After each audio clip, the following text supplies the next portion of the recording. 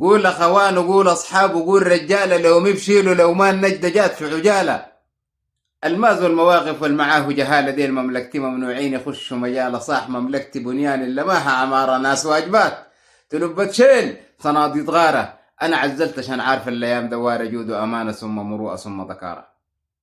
السلام عليكم ورحمه الله تعالى وبركاته.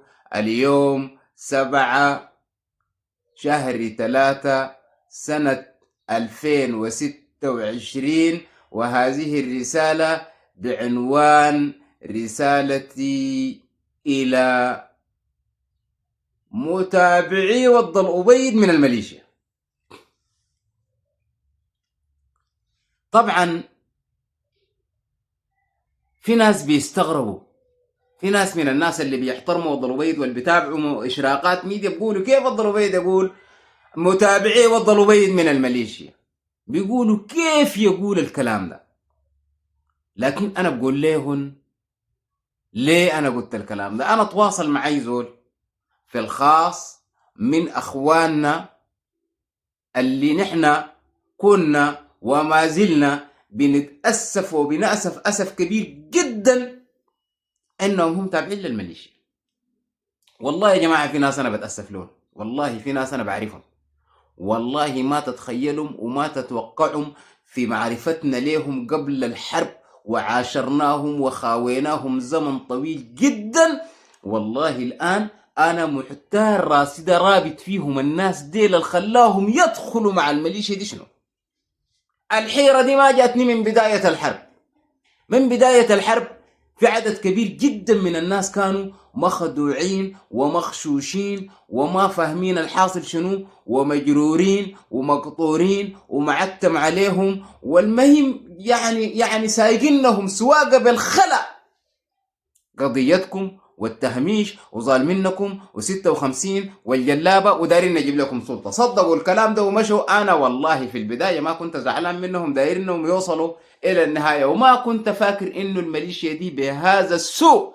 لكن الخلاني يزيد في الاستغراب بعد ما الميليشيا دي دخلت أي بيت سرقته ونهبته وشالت عربات الناس واغتصبت وعملت التطهير العرقي وتاجرت في البشر.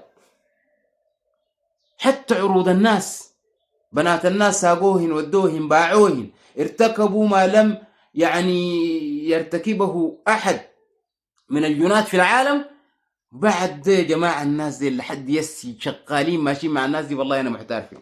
مالكم السلب عقلكم شنو يا أخي؟ ما كنتوا كده، كنتوا ناس كويسين، كنتوا ناس فاهمين، كنتوا ناس أولاد ناس. يا أخي كيف الكلام ده ما بيشبهكم؟ ليه الآن بتعملوا كده يا أخي؟ بعد ما شفت الناس دي ماشيين على الطريقة دي ما تبقى مارق يا أخي.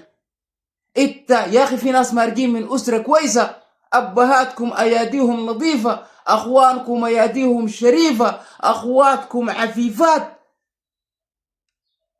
زي ما بتحبوا شرف لأهلكم غيروا على شرف الآخرين وأرفضوا انتهاكات الآخرين أطلعوا من هذه الميليشيا. الآن وصيتي بالنسبة لكم، لأنه أنا صراحة تواصل معي واحد منهم وقال لي والله ما زال قال لي عدد كبير جدا من الجروبات بتاعتنا في الميليشيا يحبوك ويحبوا شعرك ويتابعوك وما يرضوا بك حتى بعد نصايحك لهم وردمك لهم اللي قاعد تردمهم ليه. قال لي لحد هسه من يتكلموا عنك في ناس بيشاكلوا في داخل هنا بيقولوا يا جماعه والله الزول ده شاعرنا وشاعر باديتنا وكده. يا اخي طالما في فهم قدر ده وانت عارف انا قاعد اقدم لكم نصايح. انا بالمناسبه من خلال هذه الصفحه كان انا يوم من الايام اسئت لي اي مجتمع في الدنيا دي كده زول يقول لي تاسئت، انا قاعد اقدم لكم النصايح، بقول لكم يا جماعه الجيش ده الجيش، نحن جياشه، الجيش ده واحد، الدوله دي عندها جيش واحد بس، جيشنا واحد، جيشنا الواحد ده حقنا نحن.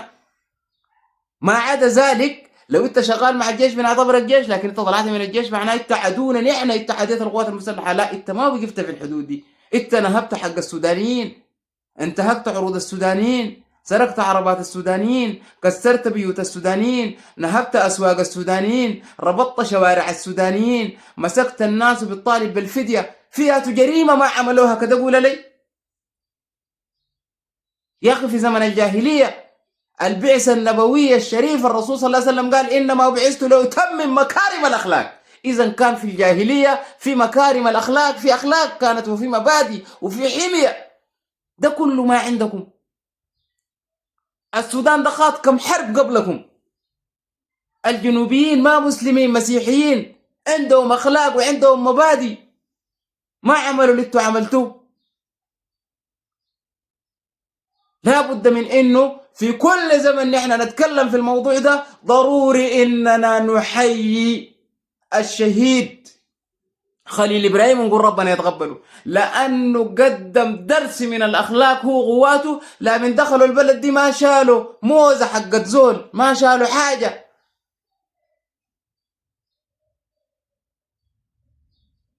سجلوا تاريخ يا اخي، سجلوا تاريخ. نحن واجهناهم كجيش كنا، ومن حقنا اننا نحمي البلد دي ونواجهه. لكن لا من نجي نتكلم عن الاخلاق والمبادئ. كان عندهم اخلاق ومبادئ، كانوا عارفين انهم هم جايين يقابلوا جيش، ما عندهم مشكله مع المواطن.